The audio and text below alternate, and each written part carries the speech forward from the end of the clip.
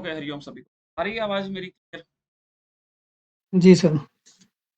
हम लोग कल प्रमाण के बारे में पढ़ रहे थे। कितने तरह के प्रमाण को देखा था हम लोगों ने? 6 तरह के सर। कौन सा था? प्रत्यक्ष अनुमान, आगम, उपमान, अर्थापत्ति और अनुपलब्धि। उपमान। आगम का एक और नाम था ना, शब्द प्रमाण ना? शायद उपमान, फिर आपत्ति। अर्थपति अनुपलब्धि। ये 6 के 6 आप याद रखिएगा। यहाँ से क्वेश्चन इस तरीके से बनते हैं कि इस दर्शन में कितने प्रमाणों को माना गया है ना, तो वहां दर्शन करके डायरेक्टली पूछ लिया जाता है। यहाँ तक हम लोगों ने कर लिया था। प्रत्यक्ष के बारे में मैंने आपको ये बताया था कि जब आपके इंद्रियों से विषयों का सीधा सीधा निष्कर्ष होता है ना, सीधे सीधे आप विषयों को ग्रहण करते हैं तो वो प्रत्यक्ष हो जाता है। किसी चीज को जब आप अनुमान लगाते हैं ना, किसी चीज देख करके ना, चाहे वो अग्नि पे पहाड़ पर धुआं देख के अग्नि का अनुमान हो, या आकाश में उड़ता हुआ कुछ देख करके आप कोई अनुमान लगाते हैं ना। शब्द प्रमाण मैंने या आगम प्रमाण बताया था कि किसी सिद्ध पुरुषों को या वेद के शब्दों को जब आप आधार बना करके किसी चीज को प्रमाणित करते हैं तो उसको आगम प्रमाण बोलते हैं। उपमान प्रमाण के लिए मैंने आपको बताया था कि जब आप कोई चीज पहले सुन लेते हैं और उसी के आधार पे फर्दर आप किसी चीज को प्रूव करते हैं, तो उसको हम लोग उपमान प्रमाण बताए थे। अर्थापत्ति मैंने आपको बताया था कि जब अर्थों में आपत्ति होने लग जाए ना, कि आप कोई व्यक्ति कह रहा है मैं दिन में 3 दिन नहीं खाता हूँ हफ्ते में, लेकिन वो दिन प्रतिदिन वो वेट गेन करता जा रहा है ना, तो अर्थों में आपत्ति वहां पे है। तो जब आप कंक्लूड करते हो कि वो 3 दिन क्या, वो तो 6 का 6 दिन खाता होगा या वो रात में खा लेता होगा ना, तो आप एक ये अर्थापत्ति के हिसाब से आप यहाँ तक पहुंच रहे हो। वो मोटा इसलिए है कि वो हो सकता है रात में खाता होगा या वो झूठ बोल रहा है। तो वो ना ही प्रत्यक्ष है, ना ही अनुमान अनुमान नहीं लगा रहे, वो अर्थों में आपत्ति है ना। ना ही वहां पे शब्द प्रमाण है, ना ही उपमान और ना ही अर्थापत्ति। अनुपलब्धि की बात करते हैं। अनुपलब्धि की बात इस तरीके से आप समझो, जैसे मान लो कि कमरे में घड़ा नहीं है ना। मान लीजिए आप कमरे में गए, वहां पे घड़ा नहीं है, तो घड़ा की जो अनुपलब्धि है, घड़ा वहां पे उपलब्ध नहीं है, तो ये आप कैसे प्रमाणित करेंगे ना? आप कैसे प्रमाणित करोगे कि कमरे में घड़ा नहीं है? तो जिस मेथड से आप इस चीज को प्रमाणित करेंगे उसको हम लोग अनुपलब्धि बोलते हैं ना, क्योंकि वो प्रत्यक्ष नहीं है। हाँ, वहां पे इंद्रियां आपकी नहीं देख रही है, तो इसको हम लोग नहीं बोलेंगे ये हालांकि कुछ कुछ दर्शन इस प्रत्यक्ष के अंदर भी रखते हैं ना। कुछ दर्शन इवन भी हम लोग देखेंगे कि कितने दर्शन कौन कौन कितने प्रमाणों को मानता है, तो हम लोग देखेंगे। तो ज्यादातर ये सारे प्रमाण आपके प्रत्यक्ष या अनुमान के अंतर्गत ही आ जाते हैं ना। तो ये हो गई अनुपलब्धि। क्लियर हुआ सभी को ये चीज? कोई वस्तु वहां पे उपलब्ध नहीं है, तो वो ज्ञान कैसे आपको प्राप्त हो रहा है? तो वह अनुपलब्धि प्रमाण के सहायता से आप ज्ञान को प्राप्त कर पा रहे हैं। ये हुआ क्लियर सभी को? जी सर। ओके। 3 चीज कल मैंने और बताया था। प्रमा, क्या क्या था बताइए जल्दी। प्रमा, प्रमेय, प्रमाण। प्रमाण, प्रमेय और प्रमाण। प्रमाण। प्रमा किसको बोला था? Valid knowledge. हाँ, वैलिड नॉलेज, यस। तो ज्ञान आप प्राप्त कर रहे हैं ना, वो ज्ञान जब आपको प्राप्त हो गया तो वो हो गया प्रमा। प्रमेय किसको बोला था? किसको बोला था प्रमेय? जिसका जिसको ज्ञान जाना आप जा प्राप्त करने जा रहे हैं है। ना,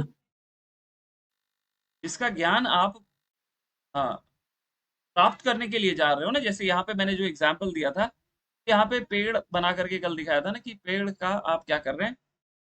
पेड़ देख रहे हैं, तो आंखों से देख रहे हैं, तो आंख प्रत्यक्ष कर रहा है ना। तो प्रमाण क्या हो गया? वहां पे प्रत्यक्ष हो गया। आपने रिकॉग्नाइज किया कि यह पेड़ ही है ना, तो जब आप ये चीज इस निष्कर्ष तक पहुंच गए तो वो प्रमा हो गया।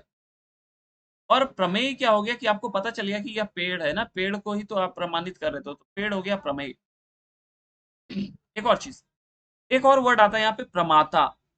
तो जो वहां पे नॉलेज को प्राप्त कर रहा है, या जो उस प्रमाण को प्रमाणित कर रहा है, उसको हम लोग प्रमाता बोलते हैं ना। तो ये 4 वर्ड याद रखिएगा, प्रमाता, प्रमा, प्रमेय, प्रमाण। कोई कंफ्यूजन नहीं है, होना चाहिए। अगर है तो अभी बता दीजिए आप।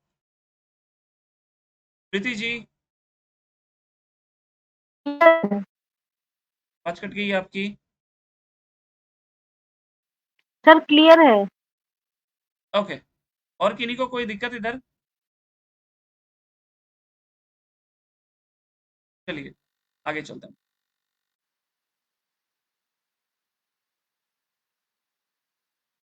आइए आज हम लोग ना एक और कुछ और कर लेते हैं। अभी अपना माइक अनम्यूट कर लीजिए, मैं नाम बोलूंगा, आप आंसर कीजिए। प्रिया जी, आप मुझे बताइए, शुद्ध अद्वैत के प्रणेता ये कौन है ना? शुद्ध अद्वैत को कौन एडवोकेट करते हैं? प्रिया जी। शुद्ध अद्वैत का माधवाचार्य। उपमा जी, शुद्ध अद्वैत। जितेंद्र जी। नहीं पता निवेदिता जी। बल्भा सर। वल्लभाचार्य ना? वल्लभाचार्य। सर। ओके, द्वैत, द्वैत का सर मध्वा माधवाचार्य। माधवाचार्य। माधवाचार्य। द्वैताद्वैत, निम्बकाचार्य। निम्बार्काचार्य। निम्बार्काचार्य। विशिष्ट अद्वैत। राम। रामानुजाचार्य। यहाँ पे अगर यही मैच द अद्वैत फॉलोइंग दे देगा ना, हाँ वो शंकर। मैं नहीं पूछूंगा। हाँ, अद्वैत का तो सभी को पता है, लेकिन ये चार में अक्सर कंफ्यूज हो जाते हैं। और यहाँ से मैच द फॉलोइंग पहले आए हैं, तो आप आए कभी भी हैं ये जी मत सर। मान करके चलिएगा कि आप एग्जाम में देखेंगे तो आपको याद आ जाएगा। नहीं, बिल्कुल भी याद नहीं आएगा। आप एकदम मत सोचिए कि ये पहले पढ़े हैं तो इसको ध्यान में रखने की जरूरत नहीं है। यहीं पे आपका गलतफहमी के शिकार हो जाते हैं ना, इसको आप बिल्कुल दिमाग से निकाल दीजिए। दो तीन चीज और मैंने कल बताया था। वेदांत दर्शन में कितने अध्याय हैं? 4 अध्याय हैं। पूर्व मीमांसा में? 12 अध्याय। 12 है सर। ओके, ये बात याद रखिएगा ना, ये बात याद रखिए। आइए आज इसके प्रणेता वेदांत के बादरायण। बादरायण। पूर्व मीमांसा? कृष्ण देवता।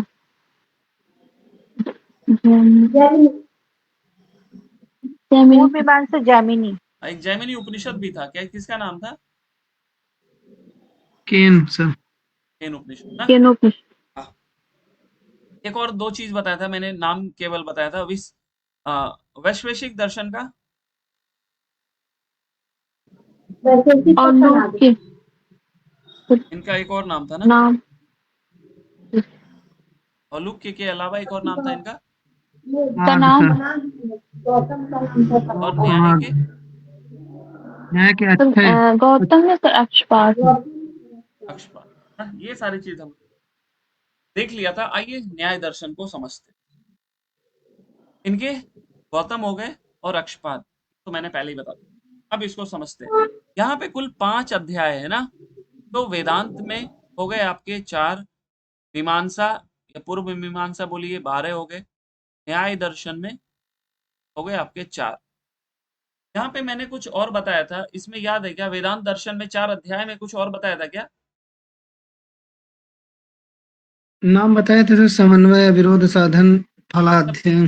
वो तो बहुत, उसे थोड़ा पहले ही बताइए। 4 अध्याय में कुछ फिर फर्दर इसको कैटेगराइज किया था कैसे करके? द्वैत सर सिद्धांत, प्रत्येक द्वैत अध्याय में सिद्धांत। 4 पाद। हाँ, 4 हर एक पादों में अध्याय विभक्त में है। 4 पाद थे और टोटल 16 पाद था ना? 16 पाद। हाँ हाँ। जी। अब यहाँ पे ये याद रखिएगा कि इसमें न्याय दर्शन में आपके 5 अध्याय हैं और प्रत्येक अध्याय में 2-2 अहनिक हैं। तो 5 अध्याय हो गए तो टोटल 10 अहनिक ना? जैसे हम लोगों ने तैत्तरीय उपनिषद में अध्याय को किसमें बांटा था? पहले तो वल्ली थी, वल्ली को किसमें बांटा था? अनुवाक में ना? इसी तरीके से हम लोग बृहदारण्यक उपनिषद में ना, बृहदारण्यक उपनिषद में कितने अध्याय थे? सब भूल गए क्या? 6 अध्याय। और हाँ, वहां पे अध्याय को किसमें बांटा गया था? ब्राह्मण में ना? करण। था ना ब्राह्मण में? हाँ ब्राह्मण। हाँ ब्राह्मण थे। उस तरीके से वल्ली में अनुवाक था यहाँ पे तैत्तरीय उपनिषद में ना। उसी तरीके से जैसे मुंडक कठोपनिषद में भी वल्लियां थी ना, मुंडक उपनिषद में मुंडक था, यहाँ पे अध्याय को अहनिक बोला गया है। तो यहाँ पे टोटल 5 अध्याय हैं, तो टोटल 10 अहनिक हो गए। ठीक जैसे 16 पाद हो गए वेदांत दर्शन में या ब्रह्म सूत्र में, यहाँ पे टोटल 10 अहनिक हो गए। ये याद रखिएगा। यहाँ पे कुल 16 पदार्थों की चर्चा मिलती है। ये डायरेक्ट क्वेश्चन आता है कि न्याय दर्शन में पदार्थों की संख्या कितनी है, तो 16 पदार्थ। ये एकदम स्ट्रेट फॉरवर्ड क्वेश्चन पूछा जाएगा ना। अब 16 पदार्थ का नाम आपको रखना याद नहीं है, लेकिन 16 पदार्थ ये याद रखिएगा। हालांकि मैं पूछता ही रहूंगा, नाम रखने की आवश्यकता नहीं है। और इन पदार्थों से होता क्या है ये देखिए। पहले तो इनके नाम बता दिए, प्रमाण, प्रमेय, संशय, प्रयोजन, दृष्टांत, सिद्धांत, अवयव, तर्क, निर्णय, वाद, जल्प, वितंडा, हेत्वाभास, छल, जाति, निग्रह स्थान। ये क्या हो गए? 16 पदार्थ हो गए। इनके तत्व ज्ञान से मोक्ष की प्राप्ति होती है। तो ये क्वेश्चन बन जाएगा, अगर बना तो, कि 16 पदार्थों का फल क्या बताया गया ना, तो इनको ये 16 पदार्थों से मोक्ष की प्राप्ति होती है। ये याद रखिएगा। यहाँ प्रमेय जो बोला गया, ये प्रमेय यहाँ पे दूसरे नंबर में जो प्रमेय है ना, प्रमेय क्या है? तत्व ज्ञान से मोक्ष मिलता है ना, प्रमेय के तत्व ज्ञान से मोक्ष मिलता है। और प्रमाण आदि से उस तत्व के साधन, हाँ, प्रमाण के सहायता से हम लोग उस नॉलेज को गेन करते हैं। अगर आपको बहुत छोटा दिख रहा है ना, तो आप 2 फिंगर से जूम कर सकते हैं स्क्रीन को ना। 2 फिंगर से ऐसे कीजिएगा ना, जैसे पिक्चर को जूम करते हैं, आपको वीडियो जूम हो जाएगा। ओके, अब यहाँ पे देखते हैं एक और चीज। जैसा हम लोगों ने प्रमाण, प्रमेय, प्रमाता देखा था ना, तो प्रमा का एक और नाम क्या है? प्रमिति। प्रमा बोलिए या प्रमिति बोलिए, दोनों एक ही बात है ना। तो ज्ञान का साधन को प्रमाण बोलते हैं, हम लोगों ने देखा जो 6 थे। जानने वाला, हाँ, जो ज्ञान को प्राप्त कर रहा है उसको प्रमाता बोला, आज मैंने बताया। ज्ञान को प्रमिति बोल लेते हैं या प्रमा बोल लेते हैं, और जिस वस्तु को जानना है उसको प्रमेय बोल लेते हैं। इसमें कोई कंफ्यूजन नहीं होना चाहिए, बिल्कुल भी नहीं। अगर हो रहा है इसका मतलब आपको चीज समझ में नहीं आ रही है ना। ओके, आगे चलते हैं।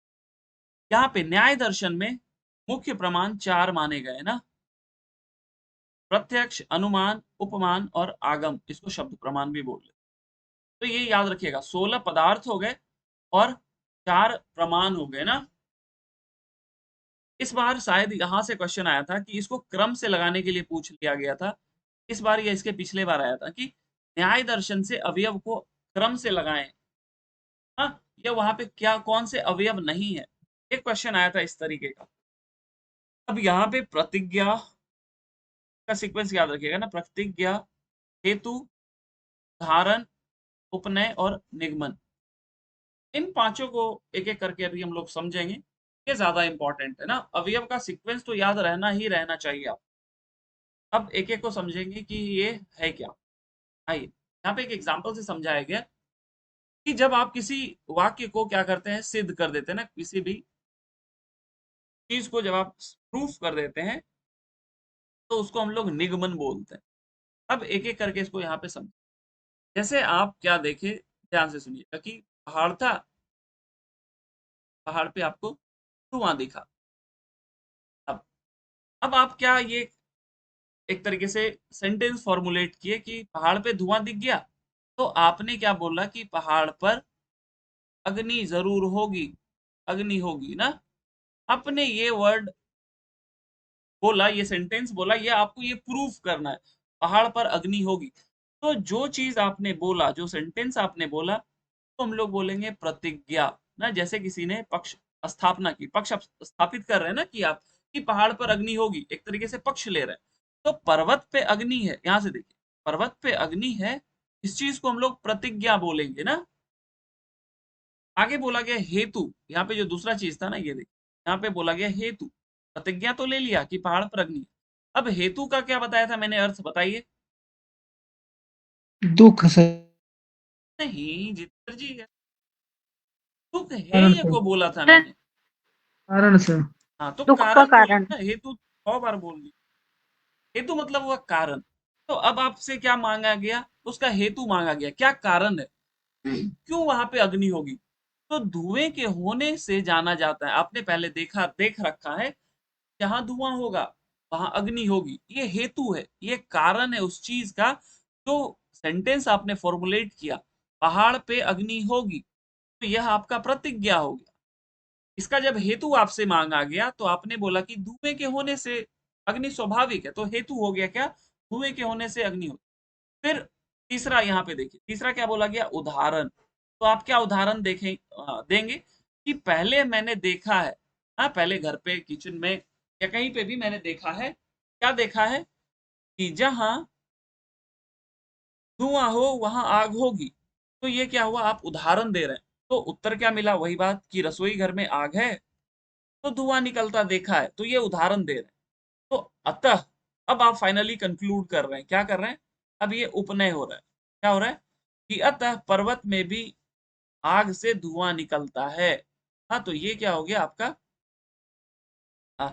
उपनय हो गया ना, आपने ये कंक्लूड किया। अब फिर जब इसी बात को आप दोहराएंगे, क्या जो आपने स्टार्टिंग में बोला कि जहां धुआं होगा वहीं आग होगी, अतः पर्वत में अवश्य ही आग है, तो ये कंक्लूड कर दिया ना। तो ये यही स्टार्टिंग में आपने बोला था ना कि जहां से पक्ष को सिद्ध करके फिर दोहराना होता है ना, तो आप क्या कर रहे हैं? अब इसको दोहरा रहे हैं, तो यह निगमन हो गया।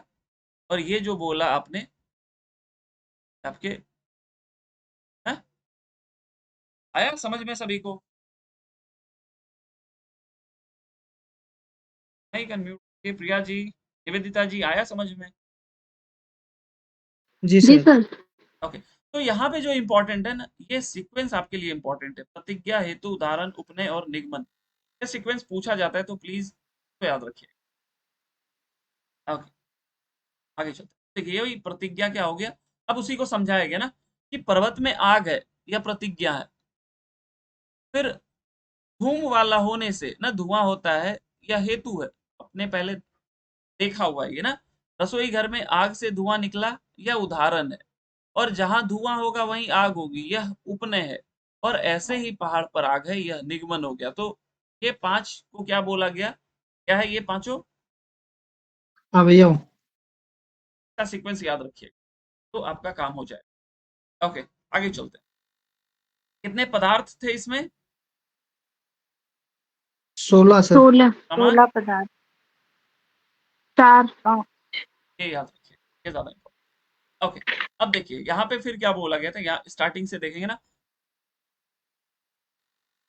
ये हो गया प्रमाण, हो गया 4। अब बात करते हैं प्रमेय की। तो प्रमेय के लिए यहाँ क्या बोल दिया गया कि 12 प्रमेय बताए। तो अगेन यहाँ पे इसका सीक्वेंस उतना इंपॉर्टेंट नहीं होगा, इसके नंबर्स इंपॉर्टेंट हो गए। पदार्थ हो गए। देखिए अब ये जो पूरा पदार्थ यहाँ पे बताया गया ना, ये 16 के 16 यहाँ से।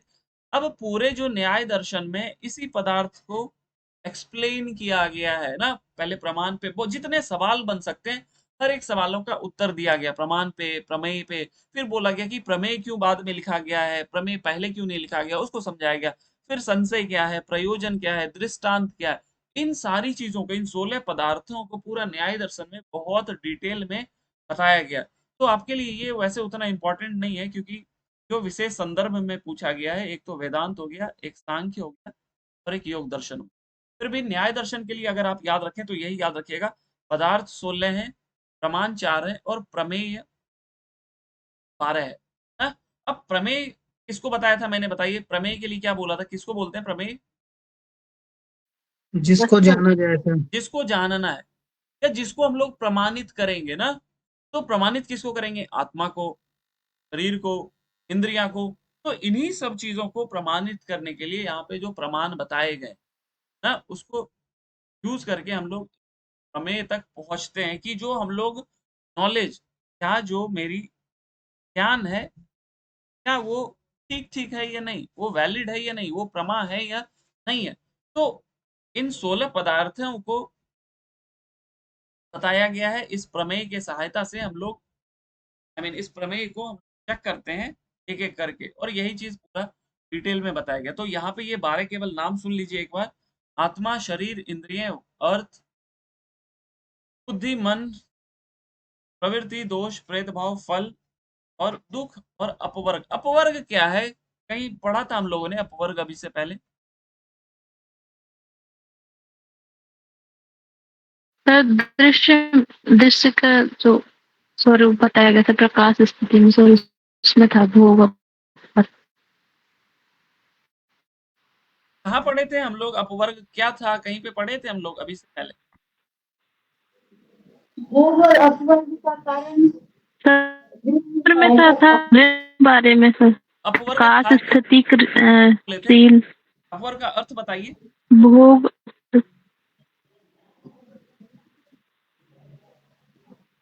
थी ना, ये भी दृश्य का प्रयोजन ही है। तो भोग, उस पूरे सूत्र में क्या बोला गया था, याद है किसी को? कोई स्थिति भोग और अपवर्ग का कारण प्रकाश दृश्य है। क्या स्थिति शीलम, फिर भूतेंद्रिय, भूत और इंद्रिय जिसका क्या है विषय है ना, प्रकाश क्रिया स्थिति भूतेंद्रिय, और फिर भोग और अपवर्ग का प्रयोजन है ना।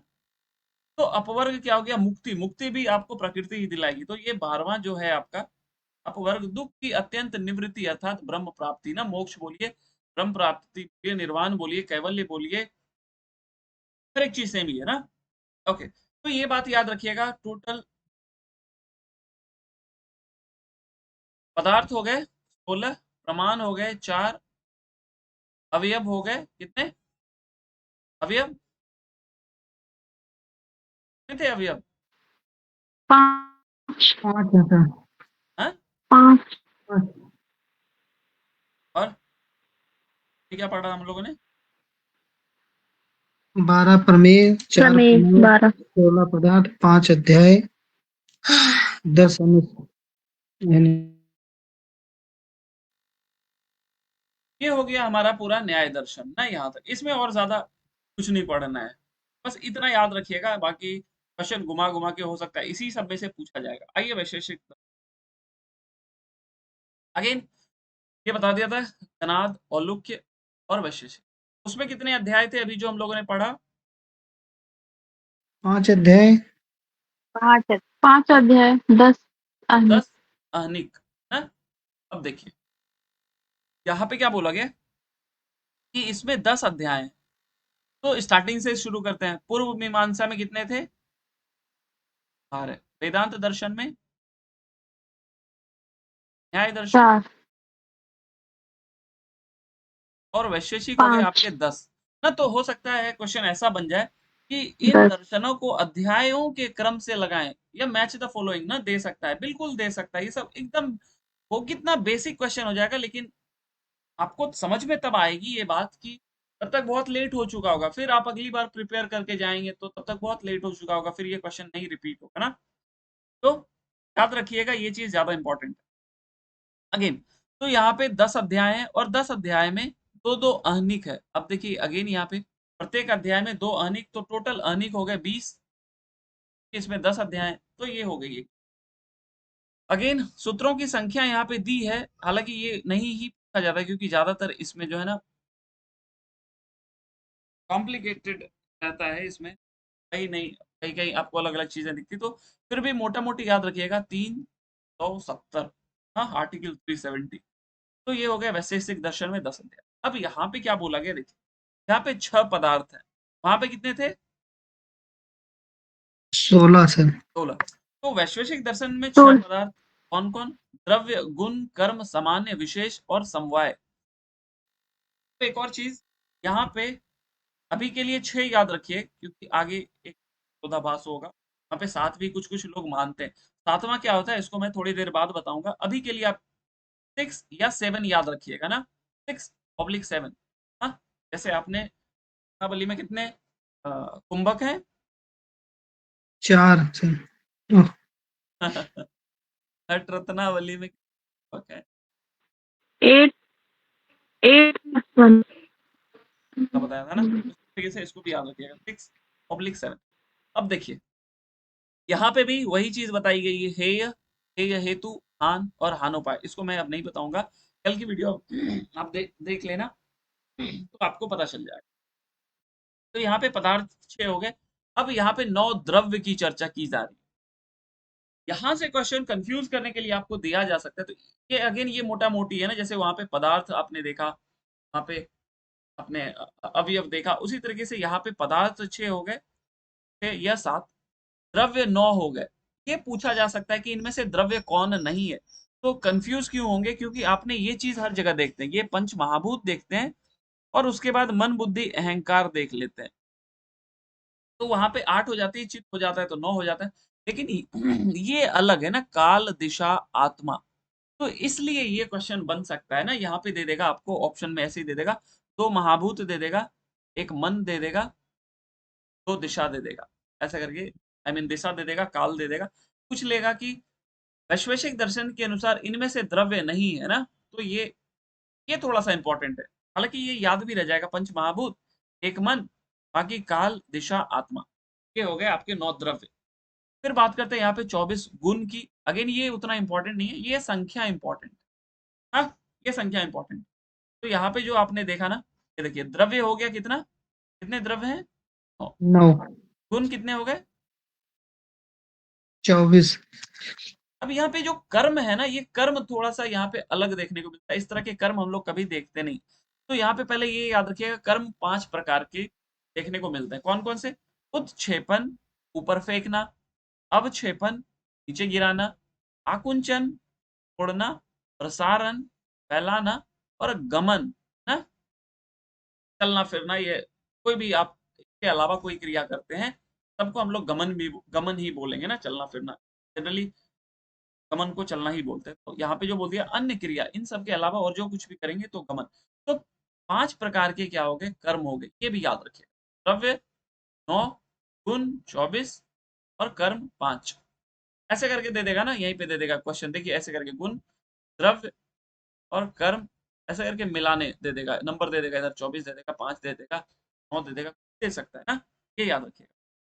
अब जो एक चीज मैं पहले बोल रहा था कि अभाव पदार्थ ना, यहाँ पे देखिए वही बात लिखा है कि कुछ जो है ना आचार्य 6 तो मानते हैं, 6 पदार्थ मानते हैं, इसके अतिरिक्त एक अभाव पदार्थ भी अलग को निरूपण करता है ना। तो ये याद रखिएगा कि वैश्विक दर्शन में 6 या 7 पदार्थ, जैसा ऑप्शन मिलेगा आप वैसा लगाएंगे। अगर 6 दिखता है 7 नहीं दिखता है तो आप 6 ही लगाओगे, अगर 6 नहीं दिखता है 7 दिखता है तो आप लगाओगे, या 6 और 7 दिखता है तो आप कुछ भी लगा सकते हैं, क्योंकि फिर आपके पास चैलेंज करने के लिए प्रॉपर मटेरियल रहेगा, तो क्वेश्चन स्क्रैप हो जाएगा। ये बात ध्यान दीजिएगा, इंपॉर्टेंट है ना। ये है क्या, पदार्थ। क्लियर है सभी को। जी सर। Okay. यहाँ हमारे वैश्विक दर्शन हो गया, इसमें और कुछ उतना इंपॉर्टेंट नहीं है। हाँ, एक और चीज आप लोग साइड में कहीं जरूर लिख लीजिएगा कि कितने दर्शन कौन कौन कितने प्रमाणों को मानता है ना, ये मैं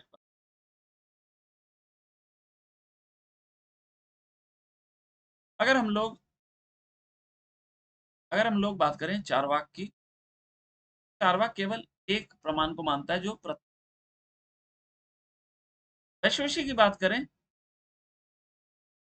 ये 2 प्रमाण मानता है, एक प्रत्यक्ष और एक अनुमान।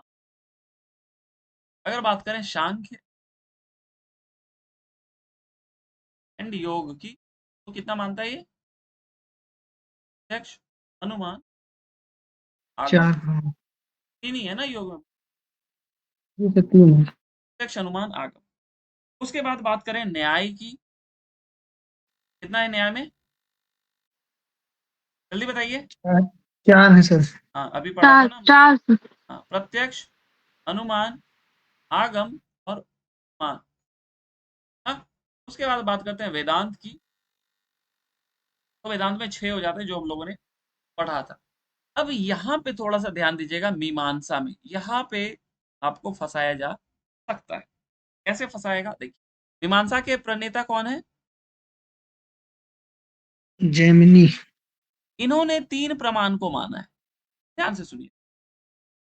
उसके बाद इस पे बहुत भाष्य हुए हैं ना, मीमांसा कर्म कांड है, थोड़ा सा मैं आपको बातें बताना चाहता हूँ कि जो कर्म कांड था ना पहले, या जो आपके मीमांसा थे, इस पे इसका जो खंडन करने लग गए ना, कौन खंडन करने लगे, बौद्ध लोग। वो डायरेक्टली बोलने लगे ना कि इन मतलब कर्म कांड से कुछ नहीं होता है, ये हवन पूजा पाठ वगैरह इससे कुछ नहीं होता है, बहुत खंडन होने लग गया। तो वहां पे मीमांसा का एक तरीके से पतन होने लग गया ना। तो इसको जो फिर से जीवित किए। कौन? कुमारिल भट्ट। कुमारिल भट्ट जी, इन्होंने क्या किया, इसको पहले थोड़ा सा एक स्टोरी है, ये पता है स्टोरी किसी को? नहीं? नहीं सर। तो ये कुमारिल भट्ट क्या किए, ये बौद्ध के पास गए, इनको पूरा अच्छे से इन्होंने स्टडी कर लिया। अब अगर आप किसी चीज को, कोई फिलोसॉफी को पढ़ोगे तभी तो आपको पता चलेगा ना कि उसमें क्या लूप होल है, क्या उसमें कमियां हैं। तो ये गए कुमारिल भट्ट जी, बौद्ध को अच्छे से पढ़ लिए और उसके बाद इस बौद्ध का खंडन करने लगे, बौद्ध दर्शन का। और उसके बाद फिर से मीमांसा का उत्थान होने लग गया ना। और फिर लास्ट में क्या होता है कि फिर इनको मतलब कोई परास्त नहीं कर पाया, तो फिर इनको इस तरीके से बोला गया कि आप मतलब हमारा सीखे, आप मतलब जिनसे ज्ञान प्राप्त किए उन्हीं को आप खंडित कर रहे हैं। तो फिर उसके बाद ये संन्यास ले लिए, फिर नहीं किया। तो यहाँ पे ये बात इसलिए मैंने बताई कि जो जैमिनी थे, और यहाँ पे दो और हैं, एक कुमारिल भट्ट जी और एक हैं आपके प्रभाकर। ये दोनों मीमांसा के ही प्रणेता है। तो कुमारिल भट्ट जी के अनुसार अगर पूछा जाएगा तो ये 6 प्रमाण को मानते हैं, में से कि ये वही 6 के 6 है ना। और प्रभाकर जी 5 प्रमाण मानते हैं, जिसमें अनुपलब्धि नहीं है ना, अनुपलब्धि नहीं है। बाकी उसके पहले ना प्रत्यक्ष प्रमाण, प्रत्यक्ष अनुमान, आगम, उपमान और अर्थापत्ति, ये 5 है। प्रभाकर जी 5 मानते हैं, कुमारिल भट्ट जी 6 मानते हैं और जैमिनी जी ने 3 प्रमाण ही बोले। इसको याद रखिएगा, ये थोड़ा पूछा जा सकता है ना। क्लियर है सभी को? जी सर। ओके, आइए बौद्ध दर्शन, जी सर। बौद्ध दर्शन।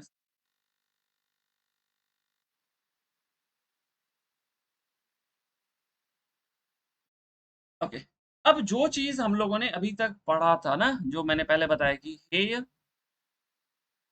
जो पूरे दर्शनों का जो विषय रहता है ना, वो 4 चीज क्या क्या?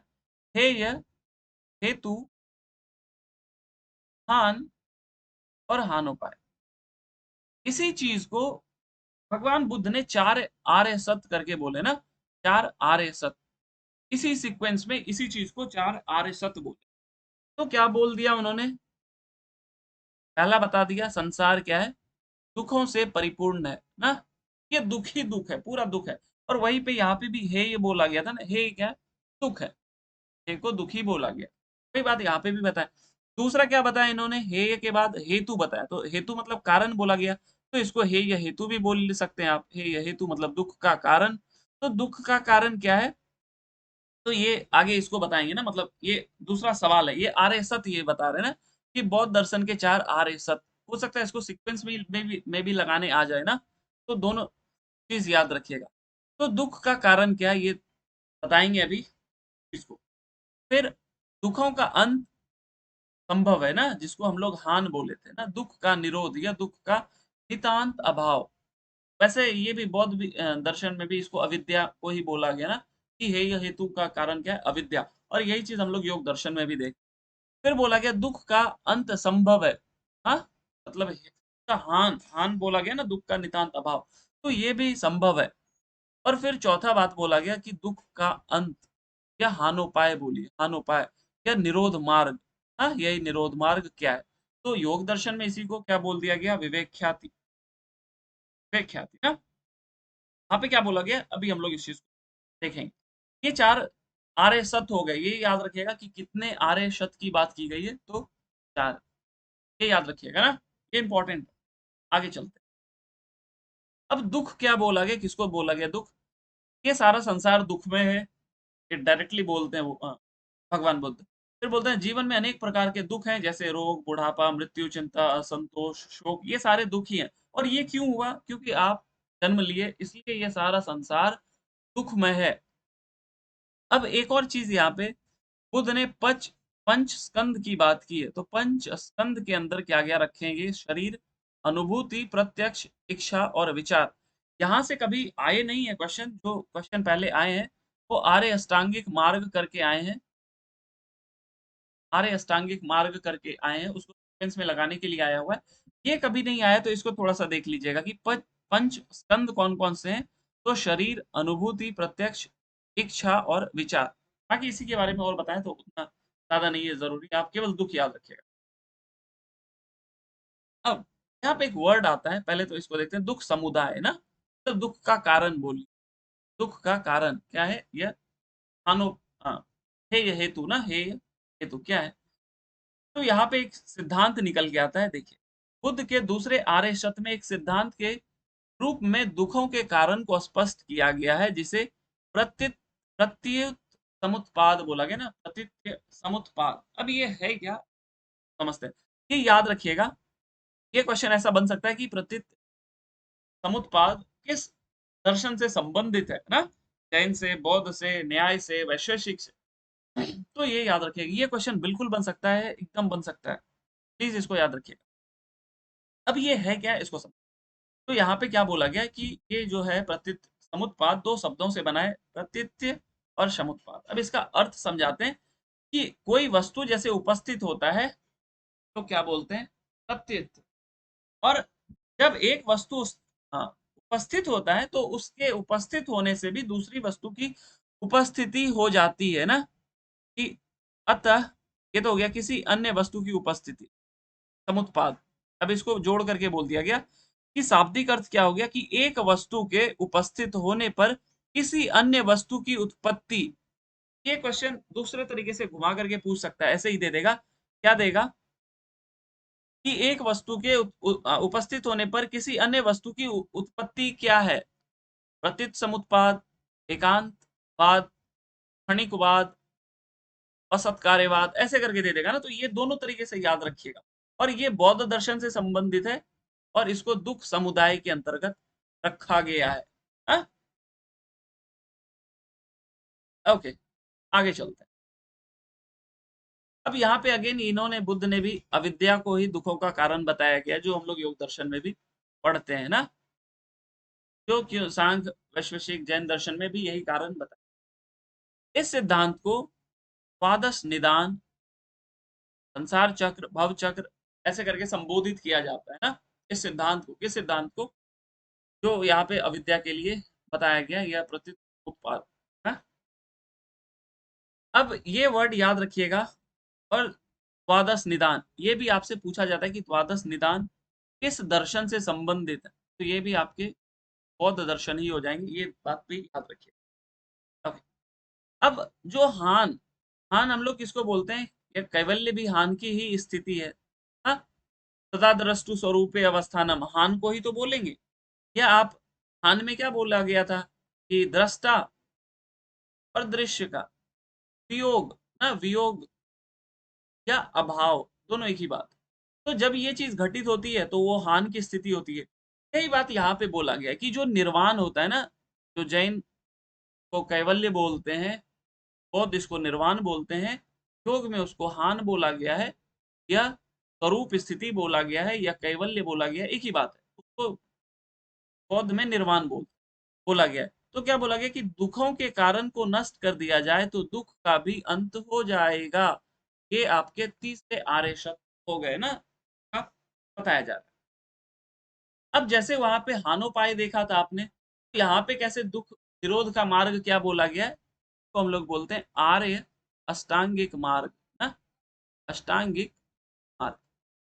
तो आर्य अष्टांगिक मार्ग क्या है, हान को प्राप्त करने की स्थिति, या उस हेय को कैसे त्याज्य कर सकते हैं ना, जो दुख है वो कैसे त्याग कर सकते हैं। तो एक तरीके से हानोपाय जो हम लोग बोलते हैं ना, हान का उपाय, तो हानोपाय यही है, अष्टांगिक मार्ग। अष्टांगिक मार्ग क्या है, हानोपाय है, इसके अनुसार, बौद्ध दर्शन के अनुसार। तो ये याद रखिएगा। अब यहाँ से सीक्वेंस बहुत इंपॉर्टेंट है, ये सीक्वेंस बहुत बार आ चुका है, बौद्ध दर्शन से घुमा फिरा के यही चीज आता है, और मैं हर किसी से ये सीक्वेंस कल कैमरा ऑन करके सुनूंगा, हाँ, जैसा मैं सुनता हूँ। तो एक बार पहले पढ़ देता हूँ, सम्यक दृष्टि, सम्यक संकल्प, सम्यक वाक, सम्यक क्रमांत, सम्यक आजीविका, सम्यक व्यायाम, सम्यक स्मृति, और सम्यक समाधि। ये 8 के 8 सीक्वेंस में याद रखिएगा। आइए थोड़ा सा देख लेते हैं है क्या। सम्यक दृष्टि मतलब क्या बोला गया है कि आपको जो 4 आर्य सत्य स्टार्टिंग में बता दिए गए, इसका ज्ञान प्राप्त करना, यही क्या हो गया, सम्यक दृष्टि।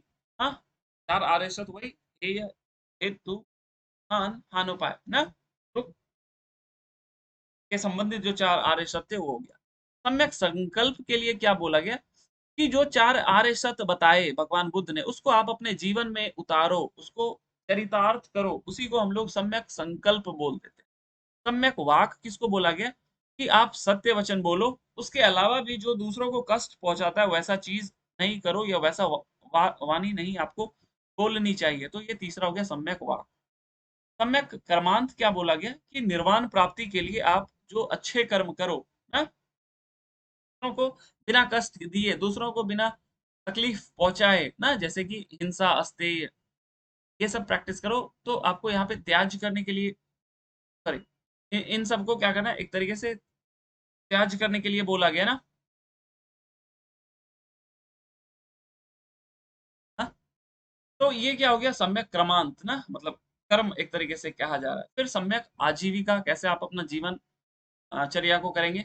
तो शुभ मार्ग पर चलना है, धोखा, लूट पाट वगैरह वगैरह नहीं करना है ना, अच्छे मार्ग पे चलना है जो कि आपको निर्वाण प्राप्त कराने में हेल्प करे। बात आती है फिर सम्यक व्यायाम की। तो यहाँ पे जो विचार को ना, एक तरीके से अच्छे विचार को मन में लाने के लिए, अच्छे भाव को मन में सतत रखने के लिए बोला गया है, यही सम्यक व्यायाम हो गया। सम्यक स्मृति, तो जो ज्ञान पहले प्राप्त किए हैं, जो आर्य सत्य आपको पता चल चुका है, अब उसका सदैव ख्याल रखना है, उस आर्य सत्य को ध्यान में रखना है और उसी पे मन, शरीर, मन और भावना से काम करना है, पे उस उन चार आर्य सत्यों पर। फिर बोला गया सम्यक समाधि की, मतलब जो चीज आपको अभी तक बताया गया, ये सातों अष्टांगिक मार्ग, इस पे चलने से आप क्या करेंगे? निर्वाण प्राप्त कर लोगे। और इसी के लिए जब आप तत्पर रहते हैं, या इसी को आप अपना ध्येय बना लो, तो वह आपकी सम्यक समाधि हो जाएगी। तो आप इस सेंस में याद रखिएगा।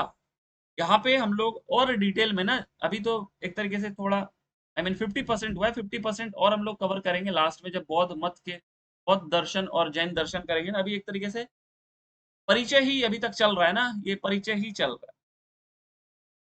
तो 8 याद रखिएगा, बहुत इंपॉर्टेंट। अब कुछ सिद्धांत, सिद्धांत से अक्सर क्वेश्चन आते हैं। हर एक दर्शन के अपने अपने सिद्धांत होते हैं, क्योंकि कोई भी दर्शन किसी एक सिद्धांत पर ही बनता है ना, बिना सिद्धांत के कोई दर्शन नहीं होगा। तो यहाँ पे भी कुछ सिद्धांत हैं, क्या है इसको पढ़ते हैं। सबसे पहले बोला गया क्षणिकवाद। क्षणिकवाद को मैंने योग दर्शन में भी समझाया था, एक बार इसको समझ लेते हैं। देखिए, जैसे ये मोमबत्ती है, ये क्या हो रही है? जल रही है।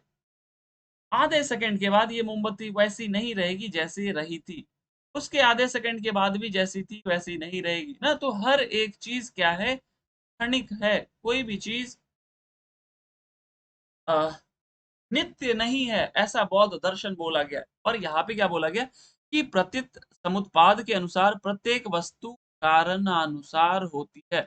तो ऊपर पे क्या बोला गया था? कि जैसे अगर कोई एक वस्तु आती है, तो दूसरी भी आ ही जाएगी। हाँ, इसी को प्रतीत समुत्पाद बोला गया था। तो जब कारण को नष्ट कर देते हैं, तो फिर कार्य भी नष्ट हो जाता है, या वस्तु नष्ट हो जाती है जो उसका कारण है। जैसे दुख का कारण, दुख का कारण क्या है? अविद्या। तो जब आप अविद्या को नष्ट कर देंगे, तो दुख नष्ट हो जाएगा। वही बात यहाँ पे बोला कि कारण के नष्ट होने से, अविद्या के नष्ट होने से वस्तु भी नष्ट हो जाती, वो दुख भी नष्ट हो जाएगा। और प्रत्युत समुत्पाद का सिद्धांत अनित्यवाद से अवतरित हुआ है। देखिए, या तो आप क्षणिकवाद बोलिए, अनित्यवाद बोलिए, एक ही बात है ना। जैसे ये क्षणिक थी, मतलब हर एक चीज घट रहा है। और इसको दूसरे समय में, दूसरे लैंग्वेज में ये भी तो बोल सकते हैं कि ये अनित्य है। हाँ, जैसे अगर ये क्षणिक नहीं रहता, जैसे अगर आत्मा की बात करते ना, तो आत्मा क्या है? नित्य है। और वो क्या है? अक्षणिकवाद है। अक्षणिक उतना ठीक नहीं बैठेगा, क्योंकि कहीं ना कहीं नित्य को ये नहीं समझाएगा, लेकिन अभी के लिए आप समझ लीजिए कि क्षणिक बोल दिया मतलब हर एक सेकंड वो वस्तु बदल रही है। अक्षणिक मतलब वो अस्थिर है। नित्य बोल दिया गया, वो अस्थिर है। तो उसी तरीके से अनित्य बोल दिया गया, तो वो नित्य नहीं है। तो दोनों एक ही बात है, क्षणिकवाद बोलिए या अनित्यवाद बोलिए।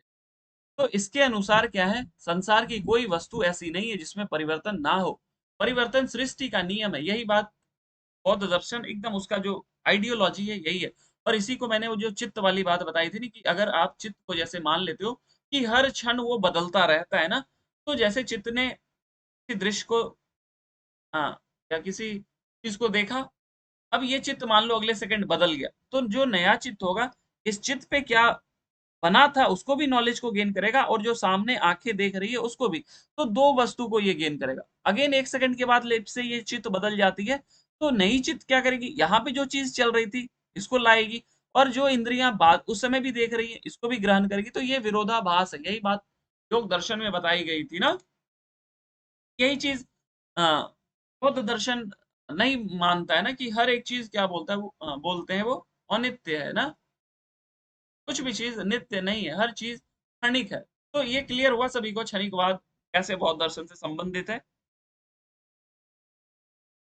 जी सर। ओके, वही बात बोल दिया गया आगे फिर कि बुद्ध द्वारा प्रतिपादित अनित्यवाद के सिद्धांत को उनके अनुयायियों ने क्षणिकवाद के रूप में रूपांतरित किया। मतलब जो अनित्यवाद है उसी को क्षणिकवाद बोल दिया। विश्व के प्रत्येक वस्तु का अस्तित्व क्षण मात्र होता है, ऐसा का मानना है ना, कि हर चीज क्षण भंगुर है, हर चीज। ओके, दूसरी चीज बोला गया अनात्मवाद। तो कल ये मैंने स्लाइड में लिखाया भी था आई गेस, अनात्मवाद। तो अनात्मवाद के लिए क्या बोलते हैं, जैसे हम लोग आत्मा के अस्तित्व को स्वीकार करते हैं ना, तो अब देखिए इन यहाँ पे ये डायरेक्टली नहीं बोला गया, लेकिन आप इनके क्षणिकवाद से संबंध स्थापित करके आप यहाँ तक पहुंच सकते हो कि ये आत्मा में विश्वास नहीं रखता। कैसे, देखिए बुद्ध ने संसार के समस्त वस्तुओं को क्षणिक माना है। अभी हम लोगों ने देखा कोई भी वस्तु किन्हीं दो क्षणों में एक सी नहीं रहती है या रहेगी, अभी हम लोगों ने देखा। तो आत्मा भी अन्य वस्तुओं की तरह परिवर्तनशील है। अभी इस तरीके से ये डिराइव कर रहे हैं ना। तो जब हर एक चीज क्षणिक है तो आत्मा भी क्या होगी, परिवर्तनशील होगी। तो ये कंक्लूड नहीं किया ना, अभी ये एक तरीके से पहुंच रहे हैं उस कंक्लूजन तक। तो फिर आगे क्या बोला गया, जबकि भारत के अन्य दर्शन आत्मा को नित्य मानते हैं। तो यहाँ पे क्या बोला गया कि आत्मा का अस्तित्व मृत्यु के उपरांत एवं मृत्यु के पूर्व भी रहता है, अतः आत्मा पुनर्जन्म के विचारों को जीवित रखती है। ये चीज भी हम लोगों ने देखा ना कि कर्माशय, जो कर्म का फल आपके कर्माशय में रहता है ना, जिसके चलते ही आप क्या होते हो, इस जन्म या अगले जन्म में आपको उसका फल भोगना होता है। तो जो बात यहाँ पे बोला गया इससे यह सिद्ध होता है कि अगर आत्मा का अर्थ अस्थाई तत्व में विश्वास करना है तो बुद्ध का मत पूर्णतः आत्मावादी कहा गया है। ये ऊपर के जो क्षणिकवाद था ना उससे संबंध स्थापित करके बताया गया कि बुद्ध ने शाश्वत आत्मा का इस प्रकार विरोध किया है कि विश्व में ना कोई आत्मा है और न ही आत्मा की तरह कोई अन्य वस्तु है। तो डायरेक्टली इस चीज को एकदम से नकार देते हैं। और ये बात मैंने पहले आपको बताया कि 5 स्कंद कौन कौन से, रूप, वेदना, संज्ञा, संस्कार और विज्ञान, याद रखिएगा 5 स्कंदों की समष्टि। ओके, अब अनीश्वरवाद, ये हो गया ना एक क्षणिकवाद, एक अनात्मवाद, अब अनीश्वरवाद। यही डायरेक्टली दे करके पूछेगा आपसे ना कि इनमें से कौन बौद्ध दर्शन से संबंधित है। ये प्लीज याद रखिएगा, इसको हल्के में मत लीजिएगा, क्वेश्चन देखेंगे फिर आपको समझ आ जाएगा। ओके, अनीश्वरवाद, ये भी इनका ही एक सिद्धांत है अनीश्वरवाद। इनके लिए क्या बोला गया कि बुद्ध के अनुसार यह संसार प्रत्युत समुत्पाद के नियम से संकलित होता है। ये सबसे पहले ही बोल दिया गया था ना, जो चीज अब बोला जाएगा इसी के आधार पे। इस सृष्टि की समस्त वस्तुएं कार्य कारण की श्रृंखला में अबाधित है, कोई भी वस्तु ऐसी नहीं जो अकारण हो ना। पहले ही बोल दिया कि अगर कोई वस्तु आएगी तो उसे संबंधित दूसरी भी आ जाएगी ना, जैसे अगर अविद्या आएगा, अगर जन्म हुआ तो दुख होगा। हाँ, एक तरीके से इसी तरीके से समझाया गया यहाँ पे। तो हर एक चीज को बोला गया। एक वर्ड ये याद रखिएगा, आत्मदीपो भव। आत्मदीप बौद्ध दर्शन से संबंधित है, यही दे देगा, लिख देगा किससे संबंधित है ना, तो आत्मदीपो भव बौद्ध दर्शन, वेरी वेरी इंपॉर्टेंट। अब बौद्ध दर्शन के कुछ संप्रदाय, तो संप्रदाय में इनके देखिए, इसको मैं छोड़ देता हूँ, ज्यादा यहाँ से कभी क्वेश्चन नहीं आया, लेकिन एक क्वेश्चन यहाँ से बन सकता है। तो मुख्य संप्रदाय है ना, एक हीनयान बोला गया है और एक महायान बोला गया आगे, एक महायान संप्रदाय। ये दोनों है क्या, थोड़ा सा इसको समझ। इसको बोलते हैं हीनयान को, अगर इंग्लिश में बोले तो ऑर्थोडॉक्स। ऑर्थोडॉक्स। अब ऑर्थोडॉक्स क्या होता है इसको कि जो चीज भगवान बुद्ध ने एक बार बोल दिया, जैसे भगवान बुद्ध ने बोल दिया XYZ, तो जो हीनयान के अनुयायी होंगे या जो हीनयान को प्रैक्टिस करते होंगे वो भी XYZ भी बोले, XYZ ही बोलेंगे। इसके आगे ना W लगाएंगे, ना इसके आगे कुछ लगाएंगे, ना डॉट लगाएंगे, ना इधर कॉमा लगाएंगे। जो बात इन्होंने बोल दिया उनको वो बहुत स्ट्रिक्टली प्रैक्टिस करेंगे। उसी को बोलते हैं ऑर्थोडॉक्स। कट्टर, कट्टर शब्द आप परिचित होंगे ना, तो जो कट्टर बोलते हैं उसी को ऑर्थोडॉक्स बोलते हैं। तो ये संप्रदाय क्या है? प्राचीन बौद्ध दर्शन की परंपरा को मानते हैं। जैसा बौद्ध भगवान बोलकर चले गए, ये उसी को मानेंगे। तो जब ये ऑर्थोडॉक्स है तो ये जाहिर सी बात है कि इनके नियम बहुत स्ट्रिक्ट होंगे, क्योंकि भगवान बुद्ध ने बहुत स्ट्रिक्ट नियम बनाए थे ना। तो इसीलिए इसको हम लोग कठिन यान भी बोलते हैं। किसको? हीन यान को ना। हीन यान का दूसरा नाम कठिन यान हो गया। और ये बुद्ध की प्राचीन परंपरा को मानते हैं ना, ऑर्थोडॉक्स। अब जो हीन यान है, एक महायान ना, तो जो महायान है ये कौन हो गए?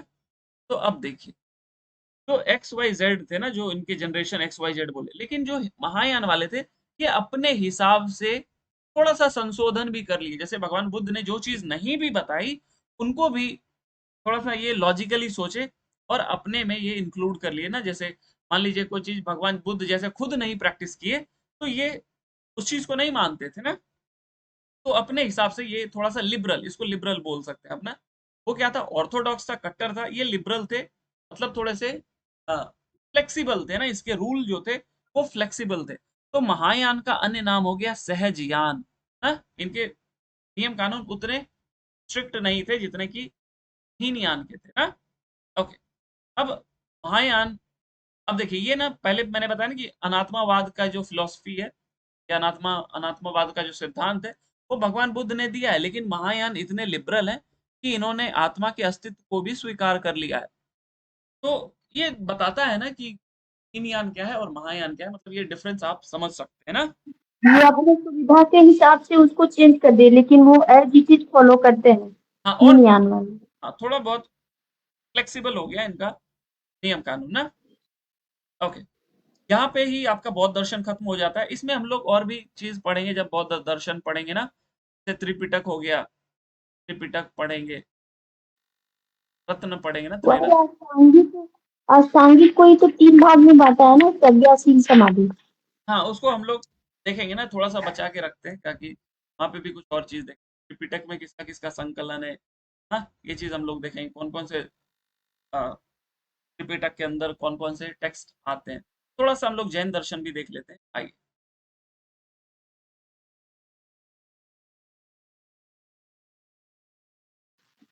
जैन का भी 2 भागों में है, वो श्वेतांबर एक दिगंबर। केवल इतने से काम नहीं करना, और भी चीज याद रखनी। हाँ, तो सभी को मालूम है। इसका तो ओके। बौद्ध का तो वही है ज्यादा इम्पोर्टेंट, अष्टांगिक मार्ग और त्रिपिटक। जैन दर्शन, या तो आप इसको महावीर बोल लीजिए या ऋषभदेव।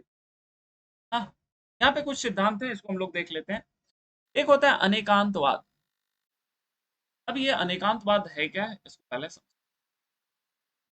कि मान लीजिए पहले पढ़ देता हूँ ना, कि जैसे कोई वस्तु है उसमें अनेक विरोधी धर्म हो सकते हैं ना। जैसे मान लीजिए अगर कोई व्यक्ति हाथी को टच कर रहा है ना, ये स्टोरी भी आपने सुना होगा, तो जो उसका पैर छुएगा उसको लगेगा ये क्या है, पिलर जैसा है। जो उसकी सूंड छुएगा उसको लगेगा ये पेड़ का टहनी है। जो उसका पूंछ छुएगा उसको लगेगा ये रस्सी या सांप जैसा है। जो उसके पेट छुएगा उसको लगेगा दीवाल है ना।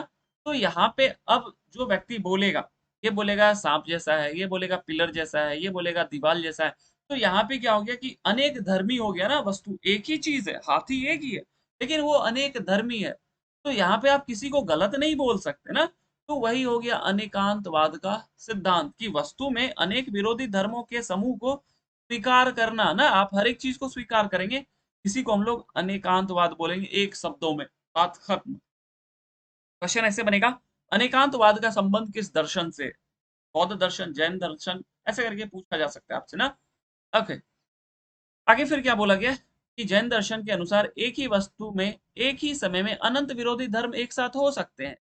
हाँ, ये स्वाभाविक है, हो सकता है, इसमें नो डाउट। ये बात ही अनेकांतवाद के संदर्भ में बोला गया। ओके, तो अनेकांतवाद हो गया। अब बात करते हैं शादवाद। शादवाद शादवाद के अंतर्गत हम लोग ये सप्तभंगी ना, सप्तभंगी इसको बोलते हैं हम लोग। क्यों? क्योंकि देखिए, अब ये शादवाद है क्या, इसको पहले समझते हैं। जैसे आप कोई चीज देखते हैं ना, मान लीजिए आपने एक प्लेन देखा, लेकिन आप श्योर नहीं है कि वो प्लेन है ना, कोई वस्तु आकाश में उड़ रही थी, तो आपको लगा कि कुछ पार हुआ, तो आप क्या बोलेंगे? ध्यान से सुनिए। हाँ, शायद प्लेन है। लेकिन आप ये भी बोलेंगे नहीं नहीं शायद प्लेन नहीं है। तीसरा क्या बोल सकते हैं? हाँ, हो सकता है लेकिन नहीं भी हो सकता है ना। चौथा क्या बोलेंगे कि कहा नहीं जा सकता कि प्लेन था कि पक्षी था, क्या था कहना मुश्किल है। फिर है कुछ तो था लेकिन क्या था वो कहा नहीं जा सकता। फिर नहीं नहीं प्लेन नहीं था लेकिन कुछ तो था। फिर कहा गया नहीं नहीं प्लेन नहीं था और कहा भी नहीं जा सकता कि क्या था, पक्षी था, प्लेन था, यूएफओ था। तो ये 7 चीज को ना हम लोग बोलते हैं शायदवाद। शायद ये शायद नहीं, ऐसे करके ये 7 शायदवाद ऐसे ही दे देगा आपसे ना। शायदवाद किससे संबंधित है? तो शायदवाद आपके हो गए जैन दर्शन से, अनेकांतवाद जैन दर्शन से, क्षणिकवाद बौद्ध दर्शन से। हाँ, इस तरीके से क्वेश्चन, प्रतीत समुत्पाद बौद्ध दर्शन से, ऐसे क्वेश्चन बिल्कुल बन सकते हैं। एकदम तैयार रहिएगा। इस चीज को हम लोग और डिटेल में थोड़ा सा देखेंगे। यहाँ पे भी आपको त्रिरत्न देखने को मिलते हैं बौद्ध दर्शन में, जैन दर्शन में। इसको हम लोग देखेंगे लास्ट में ना, यूनिट 1 के लास्ट सेक्शन में ये बातें हैं। तो हम लोग कल से वेद अपना स्टार्ट करेंगे। कल से वेद स्टार्ट होगा। वेद में धीरे धीरे आगे बढ़ते चलेंगे, और जब यूनिट 1 खत्म हो जाएगा, कब? जब योगियों का परिचय, ताकि दोबारा से जब इस चीज को मैं कराऊं तो थोड़ा बहुत हम लोग और दर्शन को भी रिवाइज कर लेंगे उसी दिन ना। जैसे जिस दिन हम लोग बौद्ध दर्शन और जैन दर्शन थोड़ा सा कंप्लीट होगा, तो स्टार्टिंग के क्लास के 10-15 मिनट में हम लोग और क्वेश्चंस को ले लेंगे। आज के लिए हम लोग इतने रखते हैं। कुछ क्वेश्चन है तो पूछ लीजिए, नहीं तो हरिओम आप सभी को। शुभ रात्रि। हरिओम सर, शुभ रात्रि। याद रखिएगा शुभ हरिओम रात्रि सर। मेरे। हरिओम सर। हरिओम। हरिओम सर।